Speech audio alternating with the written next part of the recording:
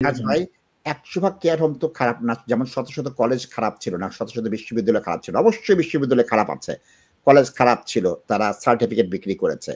২-৪ টা বিশ্ববিদ্যালয়, ১০-১২ টা বিশ্ববিদ্যালয়, ১০-১২ টা কলেজ তো ভালো আছে। সেরকম কেয়ার হোম কিছু ভালো আছে তাজ ভাই। ওই ভালো কেয়ার হোম আপনি কিভাবে খুঁজে দেবেন আপনার ক্লায়েন্টকে? ভাই এটা আমি এই ব্যাপারে আমার কোনো এক্সপার্টিজও নাই, কে ভালো কে মন্দ ওইটাও আমি বলতে পারবো না। বাট আমি যেটা বলতেছি, আমি যখন ফুল ডে ও লন্ডনে বা যে কোনো বার্মিংহাম কার্ডিফে বসে অফিস করি, ওই দিন আমার কাছে প্রচুর নতুন ক্লায়েন্ট আসে মানুষ কনসালটেশনের জন্য।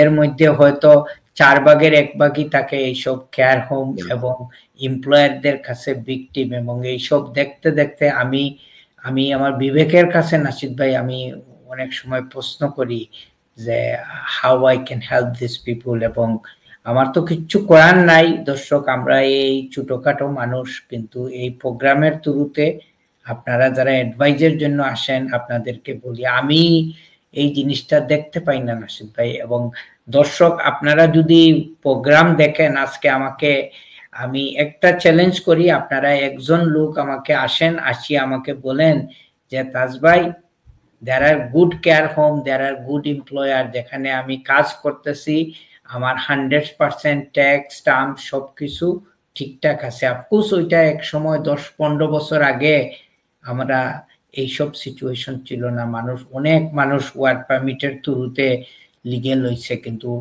এই ক্লাইমেটটা এখন চেঞ্জ হয়ে গেছে। It's a different situation, different process. এবং আমি এটাই বলতেছি আপনাদেরকে যে প্লিজ আপনারা একটু কেয়ারফুল থাকেন, রিসার্চ করেন, তারপরে চিন্তা ভাবনা করেন। কিন্তু এই যে টাকা পয়সাগুলো আপনারা দেন, এটা তো অনেক সময় নাসিদ ভাই ওইটা উনাদের নিজেদের টাকা না, এই জন্য তো কষ্ট লাগে না। টাকা উনারা ভাই দিতেছে, বাবা দিতেছে, রিলেটিভসরা দিতেছে, বা বাংলাদেশ থেকে জায়গা জমিন বিক্রি করে নিয়ে আসতেছেন, ব্যবসা বাণিজ্য বিক্রি করে নিয়ে আসতেছেন, মায়ের গয়না বিক্রি করে আনতেছে তাজ ভাই। I know this situation Nasid ভাই, এগুলা আসে তো কি করবেন, কিছু করার নাই। সো প্লিজ মেসেজ এইটাই, এই হোম অফিসের, আমি আইনের একজন মানুষ হয়ে আইনের প্রতি শ্রদ্ধা করে আমি বলতেছি যে এই হোম অফিস যে কয়দিন পরে কিছু ডং ডাং বাইর করে, ওগুলা থেকে একটু আপনারা বিরত থাকেন এবং আপনারা প্যানিক করবেন না। এন্ড অফ দ্য ডে এগুলা নিজেরাই ওরা জানে না যে আপনারা কি করতেছে না করতেছে, আপনাদেরকে নিয়ে একটা মাকড়সার জালের মতো একটা সার্কুলের মধ্যে ঘুরাইতেছে। ওরা সব কিছুই জানে। কে responsible? Home Office is responsible for all this people and all this abuse. তাদের যখন দরকার লাগছে সব বন্ধ করে দিবে। এখন আজকে আপনাদেরকে যদি আমি প্রশ্ন করি, এখানে শত শত স্টুডেন্ট আছে নাসিদ ভাই, মানুষ অন্য ক্যাটাগরিতে আছে, এই যে হঠাৎ করে যে তারা একটা আইন করলো, ও তুমি কেয়ার ওয়ার্কার হিসাবে তোমার ডিপেন্ডেন্ট রাখতে পারবে না unless you are a senior care worker or the care worker manager.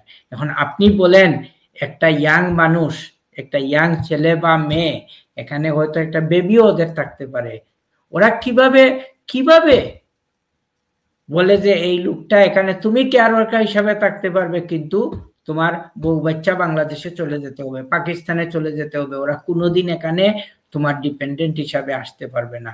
এটা কি রিয়ালিস্টিক্যালি ইট ইজ পসিবল? না, এগুলা তো অমানবিক জিনিস নাসিদ ভাই, জি অমানবিক একটা জিনিস। এন্ড অফ দ্য ডে তাদেরই আইন, তাদেরই পলিসি এইগুলা মানুষকে অবৈধভাবে থাকার জন্য মানুষকে বাধ্য করতেছে।